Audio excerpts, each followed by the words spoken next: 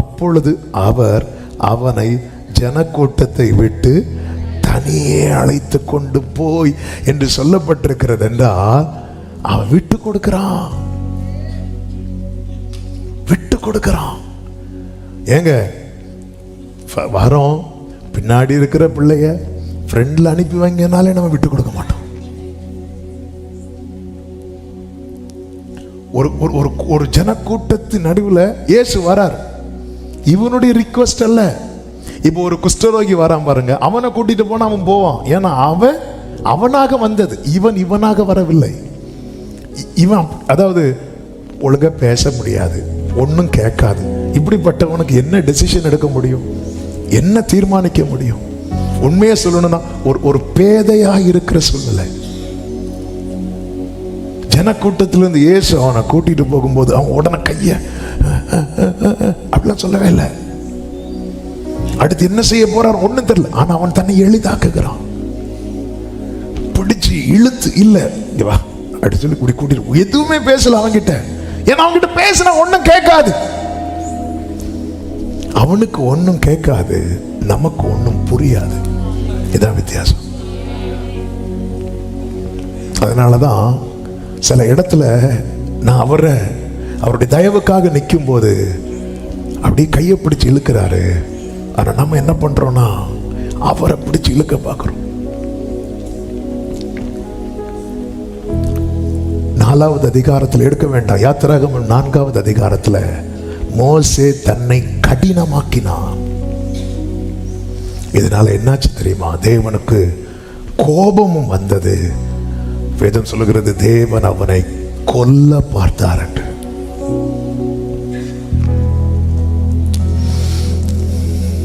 என் லைஃப்ல அடுத்து ஒரு கிரியை நடக்கணும்னா நான் வந்துட்டேன் அவர்கிட்ட. எப்படியோ வந்துட்டோம். இவன் எப்படி வந்தான்? எல்லாரும் தூக்கிட்டு வந்தாங்க. எப்படி வந்தீங்க?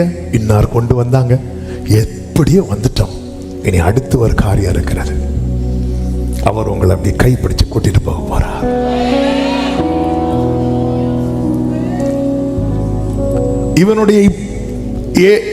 இவனுடைய நிலைமை எப்படிப்பட்டது தெரியுமா? ஜனங்களால் கொண்டு வரப்பட்டான், அவரால் கொண்டு செல்லப்பட்டான்.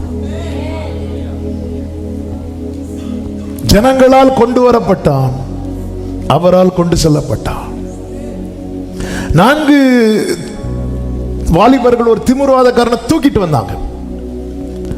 4 வாலிபர்களால் கொண்டு வரப்பட்டவன் அவர் சொல்ற, நீ எடுத்துட்டு போ அப்படிங்கிறார். இந்த படுக்கையை இனி அவங்க தூக்கக்கூடாது, நீ எடுத்துட்டு போ. நீ எந்த அளவுக்கு கர்த்தருக்கு உன்னை எளிதாக்குகிறாய், இது ரொம்ப முக்கியம். 4வது அதிகாரத்தில் மோசே தன்னை கடினமாக்குகிறான். முச்செடியில் அவர் எழுந்தருளி பேசிக்கொண்டே இருக்கிறார். நீ வா, நான் உன்னை அனுப்புறேன். வரமாட்டேன் வரமாட்டேன் வரமாட்டேன் வரமாட்டேன் வரமாட்டேன். தன் காரணத்தை சொல்லி இவன் ஆண்டவர் கைப்பிடிச்சு இழுக்கும் போது கூட வந்திருக்கிறவங்க சொல்லி இருக்கலாம், ஆண்டவரே நாங்களும் வரோம் ஆண்டவரே. ஏன்னா நீங்க என்ன பேசுறீங்கன்னு அவனுக்கு புரியாது. அவனுக்கு வாய் திறந்து எதுவும் உங்கள்கிட்ட கேட்க தெரியாது. உனக்கு என்ன கேட்கணும்னு தெரியாது. அவர் சொல்றது உனக்கு புரியவும் செய்யாது. அப்படி இருந்தாலும் பரவாயில்ல, நீ உன்னை எளிதாக்குனாலே போதும், அவர் பார்த்துக்கொள்வார். இங்க பாருங்க, இயேசு என்ன பேசுறாருன்னு அவனுக்கு கேட்காது, அவனுக்கு புரியாது, எதுவுமே புரியாது. என்னங்க புரியும்? ஒரு காது கேட்காத ஒருத்தன்ட்ட போய் இருந்து நீ அதை என்ன தெரியும், அவன் இப்படி கேட்டே இருப்பான். சிலர் இருக்கிறீங்க பாருங்க. இன்னைக்குள்ள செய்தி என்ன? வாக்குத்தத்தம் தானே, ஜெயம் தானே, அங்க போயிருவோம். ஆமென், ஹல்லேலூயா. அவனுக்கு ஒண்ணுமே புரியாது. அவர் என்ன சொன்ன எப்படிங்க இருக்கும்? கூட டிரான்ஸ்லேட் பண்றதுக்கு யாரு பாருக்கா? இவனுக்கு யார் சொன்னா புரியும்? சிலர் கூடவே இருப்பாங்க, இந்த ஆக்ஷனோட. அந்த நபரை கூட ஜனக்கூட்டத்திலிருந்து அவனை அழைத்து கொண்டு போய் அவன் தன்னை எளிதாக்குகிறான்.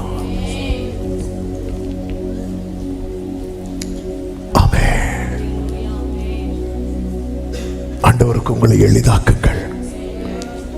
அதே மோசே 34வது அதிகாரத்தில் கர்த்தருக்கு தன்னை எளிதாக்குகிறான். எளிதாக்குனதும் என்னாச்சு தெரியுமா? எளிதாக்குனது என்னாச்சு தெரியுமா? கர்த்தருடைய கண்களுக்கு பிரியமானவனா மாறிட்டான். யாரு? மோசே. சொல்ற, என் கண்களில் உனக்கு, ஆமா ஆண்டவரே, இந்த இந்த இந்த இந்த இந்த இந்த சகோதரனுடைய நிலைமை எப்படி இருக்கு தெரியுமா? ஆண்டவரே, அவனுக்கு பேச தெரியாது ஆண்டவரே, ஓகே. ஆண்டவரே, அவனுக்கு ஒன்றும் புரியாது ஆண்டவரே, ஓகே. ஆனா அவன் தன்னை எளிதாக்குனதுனால இப்போ அவன் யார் ஆண்டவரை கேட்ட ஆண்டவர் சொல்லுவார், அவன் என் கண்களுக்கு பிரியமானவன். ஆண்டவருக்கு உங்களை எளிதாக்குங்கள், எளிதாக்குங்கள். ஜன கூட்டத்திலிருந்து கர்த்தர் அவனை தனியே கொண்டு போறார். எங்க கூட்டிட்டு போறீங்கன்னு கேட்கணும்னு தோணுது, ஆனா பேச தெரியல. சில நேரத்துல எல்லா கண்களுக்கு முன்பதாக நம்முடைய காரியங்கள் வைக்கப்பட்டாலும் ஆண்டவர் எப்படி கொண்டு போவார்னா, தனியே கொண்டு போவார், தனியே கொண்டு போவார். 33 சொல்லப்பட்டிருக்கிறது, அப்பொழுது அவர் அவனை ஜன கூட்டத்தை விட்டு தனியே தனியே அழைத்து கொண்டு போய். ஏன் ஆண்டவர் தனியே கொண்டு போறார்? ஏன் ஆண்டவரே, இத்தனை பேருக்கு முன்னாடி உங்களால ஒண்ணு செய்ய முடியாதா? செய்ய முடியும். செஞ்சா எவ்வளவு நல்லா இருக்கும் ஆண்டவரே. நமக்கு அப்படிதான் தோணும். ஆண்டவர் பல விதம். இப்ப லாசருக்கு பாத்தீங்கன்னா எல்லாரும் பார்த்து கொண்டிருக்கும் போது அற்புதம் செய்யறார். ஆனா சிலருக்கு லைஃப்ல பாத்தீங்கன்னா ஆண்டவர் தனியா கொண்டு போவார். இதே போலதான் அடுத்த அதிகாரத்தில் ஒரு குருடனை கொண்டு வராங்க. அவனையும் கர்த்தர் என்ன செய்யறார் தெரியுமா? தனியா கொண்டு போறார். ஏன் தனிமையில கொண்டு போறார் தெரியுமா? பல காரணங்கள் இருந்தாலும் ஆண்டவர் நினைவில் கொண்டு வந்த ஒரு வார்த்தையை சொல்ல விரும்புகிறேன். இப்போ கர்த்தர் என்ன செய்யறார் தெரியுமா? அவருடைய ரகசிய செயலை வைக்கிறார். அதாவது எல்லாருக்கும் என்ன மட்டும் தெரியுது தெரியுமா? இவன் இயேசுவோடு போயிருக்கிறான், இது மட்டும்தான் தெரியுது. அடுத்து என்ன தெரிய போகுது தெரியுமா? இவன் பேசுறான், இவன் கேட்கிறான். இதுக்கு இடையில என்ன நடந்ததுன்னு யாருக்குமே தெரியணும்னா யாரு சொல்லி தெரியணும்? இப்போ நீங்க உங்க வாய் எப்படி ஆயிட்டா? இப்போ உங்க லைஃப்ல ஒண்ணு நடக்கணும், எல்லாரும் பார்த்துட்டு இருக்கிறாங்க, இவனுக்கு இது நடக்குமா? ஆண்டவர் உங்களை தனியா கூட்டிட்டு போறாரு, செஞ்சுட்டார், நடந்துட்டு. இப்போ நீங்க திரும்பி வாரீங்க, நீங்க பேசுறீங்க, என்னடா இது பேசினா? அவங்க சொல்றதுல உங்களுக்கு கேட்குது. இப்ப அவங்களுக்கு தெரியல, எல்லாரும் ஆச்சரியமா இருக்கிறாங்க. இனி அவங்களுக்கு தெரியணும்னா என்ன நடக்கணும்? பக்கத்துல 2 பேரை பார்த்து சொல்லுங்க, நம்ம சொல்லணும், நம்ம சொல்லணும், நம்ம சொல்லணும். ஆமென். சத்தமா ஆமென் சொல்லுங்க பார்க்கலாம். ஹalleluya, ஹalleluya. அவர் குழந்தைகள் பாலகர் வாயிலே பலனை உண்டு பண்ணுகிற தேவன். நல்ல கவனமா கேளுங்க, நம்ம சொல்லணும். யோசேப்புக்கு என்ன நடந்தது என்று யாருக்கு தெரியாது? சகோதரர்களுக்கு தெரியாது. அவங்களுக்கு தெரிஞ்சது என்ன தெரியுமா? இவன் ஒரு சொப்பனம் கண்டான், இவ்வளவு மட்டும்தான். அடுத்து என்ன நடந்தது என்று தெரியாது. இப்ப சகோதரர்கள் வந்து பார்க்கும் போது சொப்பனம் நிறைவேறி இருக்கிறது. இது எப்படி நடந்தது என்று யோசேப்பு சொல்றார். யோசேப்பு சொல்றார். சகரியா உள்ள போறார். எங்க போறாரு? ஆலயத்துக்குள்ள போறார், பிரேயர் பண்றார். ஆண்டவர் வாயடிச்சிட்டார், வெளியே கிளம்பிட்டார். இதான் தனிமை. வெளியே வந்தார். இவருக்கு என்ன நடந்துச்சுன்னு யாருக்குமே தெரியாது. எலிசபெத் கர்ப்பவதி ஆறாங்க, 6 மாசம் வீட்டை பூட்டிட்டு இருக்கிறாங்க. என்ன இந்த வீட்டுக்கு லைட்டே எரியல, ஒரு ஆளனுக்கும் இல்ல, ஒண்ணுமே தெரியல, எதுவுமே தெரியல. எப்ப தெரிய வந்தது தெரியுமா? லூக்கா சுவிசேஷம் 1வது அதிகாரம் அதனுடைய 57, 58 வசனங்களை வாசியுங்கள். எலிசபெத் பிரசவ காலம் நிறைவேறின போது அவள் ஒரு புத்திரனை பெற்றாள். கர்த்தர் அவளிடத்தில் தம்முடைய இரக்கத்தை விளங்க பண்ணினார் என்று அவளுடைய அயலகத்தாரும் கேள்விப்பட்டு கூட சந்தோஷப்பட்டார். கர்த்தருக்கு மகிமை உண்டாவதாக. அவர் தனியே கொண்டு போய் அவருடைய ரகசிய செயலை வெளிப்படுத்துகிறார். அவர் செய்யும் போது தெரியாது, ஆனால் ஒரு நாளில் எல்லா கண்களும் பார்க்க போறாங்க. இது எப்படி ஆயிற்று? சத்தம் ஆமென் சொல்லுங்க பார்க்கலாம். 6000 பிசாசுகள் பிடித்திருந்த வாலிபன் வாழ்க்கையில கர்த்தர் செய்த அற்புதம் யாருக்கும் தெரியாது. ஆனா அவன் ஊர்ல போய் பிரசித்தி படுத்துறான் பாருங்க. வேதம் சொல்லுகிறது. எல்லாரும் மார்க் சுவிசேஷம் 5வது அதிகாரம் அதனுடைய 20வது வசனம், அந்தபடி அவன் போய் இயேசு தனக்கு செய்தவைகளை எல்லாம் தெக்கப்போலி என்னும் நாட்டில் பிரசித்தம் பண்ண தொடங்கினார். எல்லாரும் ஆச்சரியப்பட்டார்கள். இதுதான், இது கர்த்தராலே ஆயிற்று. ஆமென். ஆண்டவர் சில நேரத்தில் சில சூழ்நிலையை விட்டு உங்களை பிரிக்கிறது, உங்களை தனியே கொண்டு வருவது, அவர் தான் கொண்டு வரார், அவர் தான் கொண்டு வருகிறார். ஏன் தெரியுமா? கர்த்தர் உனக்கு செய்கிறது எல்லாரும் கண்டறிகிறதல்ல, நீ சாட்சியாய் சொல்லி அறிய வேண்டும் என்பது கர்த்தர் வைத்திருக்கிற தீர்மானம். கைகளை உயர்த்தி ஆமென் சொல்லுங்க பார்க்கலாம். என் வாழ்க்கையில கர்த்தர் செய்கிறது. ஆமென். ஆண்டவரே, ஆண்டவரே, தனியா கொண்டு வந்து, தனிமையில கொண்டு வந்து, இனிப்போ எல்லாரும் ஆச்சரியப்பட்டார்கள். என்ன சொல்லி தெரியுமா? எல்லாவற்றையும் நன்றாய் செய்கிறார். எல்லாவற்றையும். ஆமா, எத்தனை பேர் நம்புறீங்க என் லைஃப்ல எல்லாரும் ஆச்சரியப்பட போறாங்க? எல்லாவற்றையும், எல்லாவற்றையும் நல்ல கரங்களை தட்டி ஆமென் சொல்லுங்க பார்க்கலாம். ஹல்லேலூயா. வானத்திலானாலும் ஆழத்திலானாலும் அடைப்பட்டதெல்லாம் தீரக்கும். ஒரு வார்த்தை ஒன்று புறப்பட்டாலுடன் தீரக்கும். வானத்திலானாலும் அடைப்பட்டதெல்லாம் தீரக்கும். ஒரு வார்த்தை ஒன்று. ஆமென். எப்பத்தா எப்பத்தா என்று சொல்லி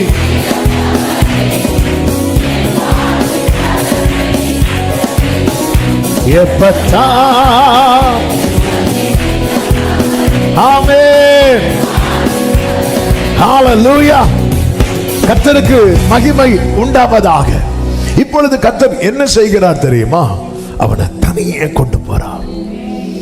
அவரால் எப்படி அவனை தனியே கொண்டு போக முடிந்தது என்றால், அவன் தன்னை அவருக்கு எளிதாக்கினான். இந்த வேர்டை நீங்க உங்க ஆழ் மனதில் எழுதி வச்சுக்கோங்க. நான் எந்த அளவுக்கு 40 வருஷம் அவர் ஜனங்களை ஆலோசித்து, இந்த ஜனங்கள் கடினம் உள்ளவர்கள் என்று சொல்லி அப்படி இளைப்பாறுதல்ல, அவர் அவருடைய டோரை க்ளோஸ் பண்ணிட்டார்.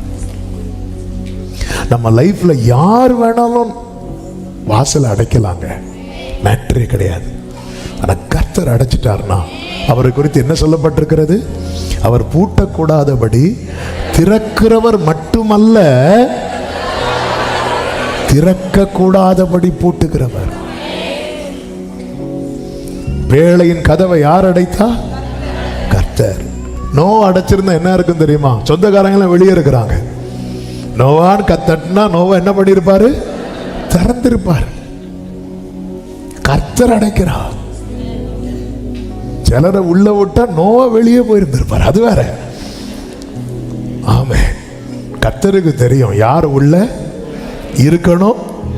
சொந்தக்காரங்க இப்ப வெளியே சத்தம் போட்டுருப்பாங்க, இவர் மிருகங்கள் எல்லாம் வீட்டில் வளர்க்கலாம், எங்களை வெளியே விட்டுருக்கிறான், என்னவும் சொல்லிட்டு போட்டோம். அதாவது இந்த திறக்கப்பட்ட வாசலினுடைய அருமை எப்போ தெரியும் தெரியுமா? அது அடைக்கப்பட்ட பிறகு. ஆதார் எண்ணை இத்தனை நாளுக்குள்ளே புதுப்பித்துக் கொள்ளுங்கள் அப்படின்னு வரும். 1 மாசம் டியூரேஷன் கொடுப்பாங்க. அந்த லாஸ்ட் நாள் பார்த்தீங்கன்னா கியூ 2 கிலோமீட்டருக்கு நிற்கும்.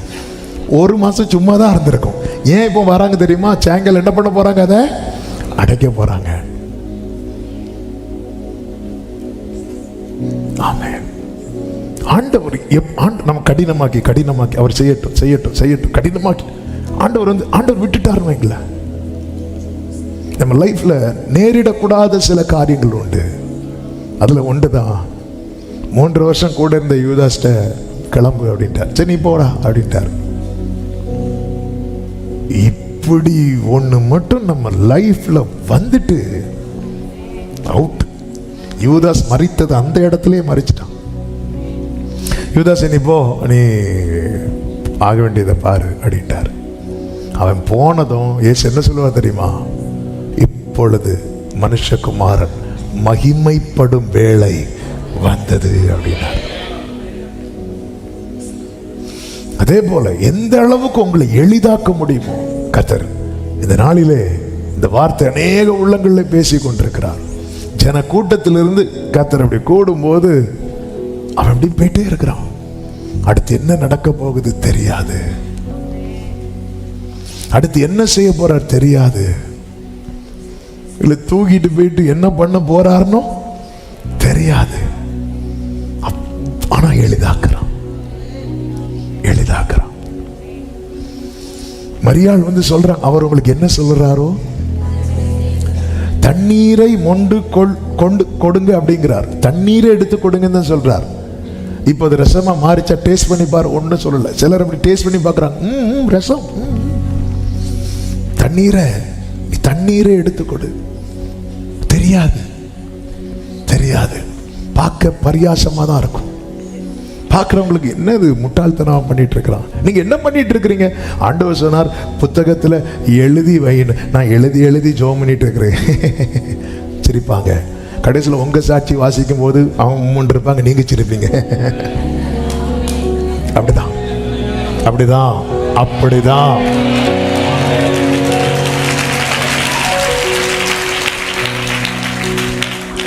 ஆண்டவர் தனியா கூட்டிட்டு போறார். ஏன்னா இப்ப அவர் ஒண்ணு செய்ய போறார். என்ன செய்தார் தெரியுமா? ஜன கூட்டத்திலிருந்து அவனை தனியே அழைத்து கொண்டு போய் தம்முடைய விரல்களை அவன் காதுகளில் வைத்து,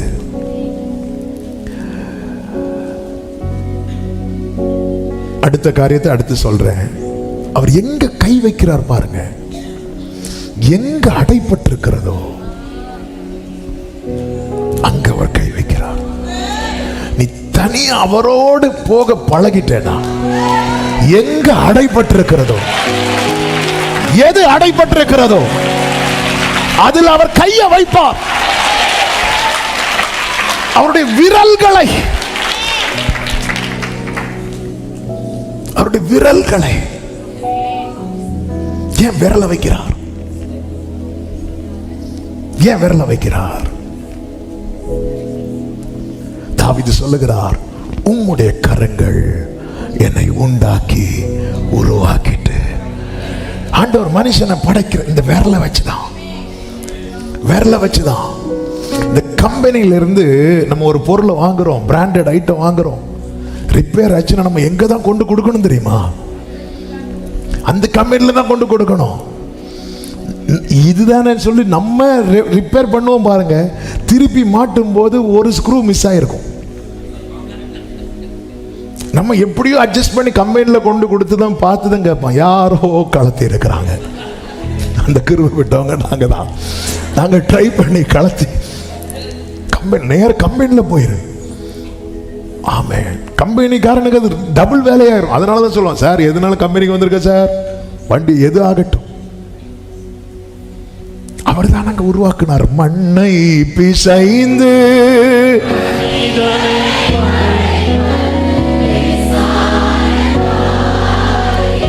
வலது கரத்தை உயர்த்தி, என் வாழ்க்கையில எது எது அடைப்பட்டிருக்கிறது என்று உங்களுக்கு தான் தெரியும் ஆண்டவரே, உங்களுக்கு தான் தெரியும் ஆண்டவரே. அப்ப நீங்க கையை வச்சிட்டீங்கன்னா, நீங்க கையை வச்சிட்டீங்கன்னா, நீங்க கையை வச்சிட்டீங்கன்னா, நீங்க கையை வச்சிட்டீங்கன்னா ஜெபம் பண்ணுங்க, ஜெபம் பண்ணுங்க. உங்க லைஃப்ல எது அடைபட்டிருக்கிறது ஆண்டவரே, அந்த அந்த அந்த காது கேட்காதவன் காதுகள்ல உம்முடைய விரல்களை நீர் வைத்திரு, உம்முடைய விரல்களை நீர் வைத்திரு.